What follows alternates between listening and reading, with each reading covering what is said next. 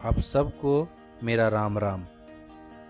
पिछले भाग में हमने ऋष्यशृंग मुनि का अपने पत्नी शांता के साथ अयोध्या नगरी में आने के बारे में बात किए थे।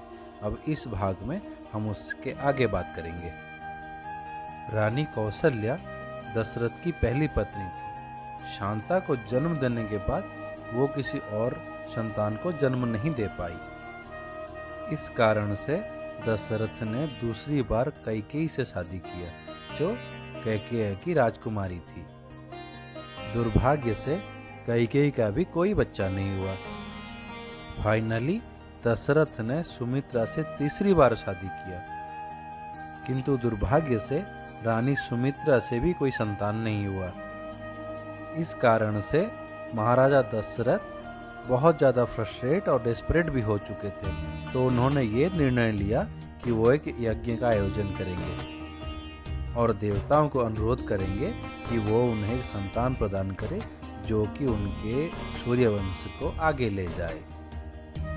केवल इसी कारण से ऋष्यशृंग मुनि को अयोध्या में बुलाया गया था। ऋष्यशृंग मुनि अथर्ववेद के महाज्ञानी थे। सबसे पहले उन्होंने अयोध्या में अश्वमेध यज्ञ का आयोजन किया।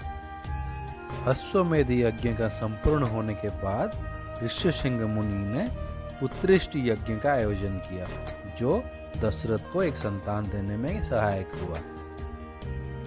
जब यज्ञ खत्म होने को आया तो यज्ञ की अग्नि से एक बहुत ही सुंदर पुरुष लाल कपड़े पहने हुए और बहुत सारे अलंकारों में सज्जित हुए बाहर आए। उन्होंने दशरथ को एक दिव्य भोजन भरा पात्र देकर के कहा, इस भोजन को अपनी पत्नियों को अर्पण करो और वो बहुत सुंदर और डिवाइन बच्चों को जन्म देगी। वो बच्चे इतने दिव्य होंगे कि सूर्य भी उनका सामना नहीं कर पाएंगे। इतना कहकर वो अंतर्ध्यान हो गए। महाराजा दशरथ विलंब ना करते हुए उस दिव्य भोजन को लेकर के सीधा रानियों के अंतपुर में प्रवेश किए। उन्होंने उस दिव्य भोजन को आधा आधा करके पहली रानी कौशल्या और दूसरी रानी कैकेयी में बांट दिया। फिर कौशल्या और कैकेयी ने अपने हिस्से का आधा आधा रानी सुमित्रा को दे दिया और इस कारण से उन 3 रानियों ने 4 पुत्रों को जन्म दिया। महाराजा दशरथ के कुल गुरु वशिष्ठ ने महारानी कौशल्या का संतान का नाम रखा राम और महारानी कैकेयी का संतान का नाम रखा भरत। और छोटी रानी सुमित्रा के जुड़वे बच्चे हुए थे और उन दोनों का नाम रख दिया लक्ष्मण और शत्रुघ्न। महारानी कौशल्या ने जो हिस्सा सुमित्रा को दिया था उस हिस्से से जन्मे थे लक्ष्मण, तो इसीलिए वो राम के प्रति अनुरक्त थे। और महारानी कैकेयी ने जो अपना हिस्सा सुमित्रा को दिया था उससे शत्रुघ्न पैदा हुए थे, तो वो भरत के प्रति अनुरक्त थे।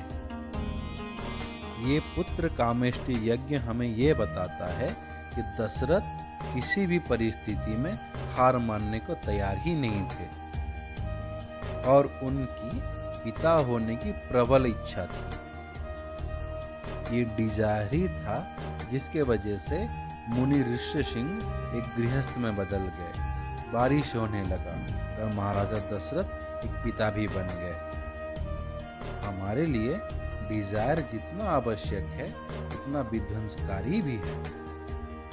ये दशरथ का डिजायर ही था जिस वजह से उन्होंने रानी कैकेयी को 2 वरदान दिया था और वही 2 वरदान के वजह से राजा राम को जंगल में जाना पड़ा और संपूर्ण रामायण की कहानी बन गई।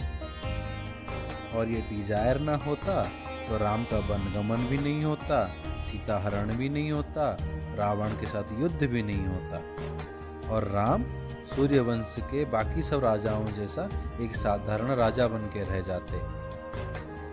आज का इस अध्याय को यहीं पे समाप्त करते हैं। फिर मिलेंगे इसकी आगे की कहानी के साथ। तब तक के लिए राम राम।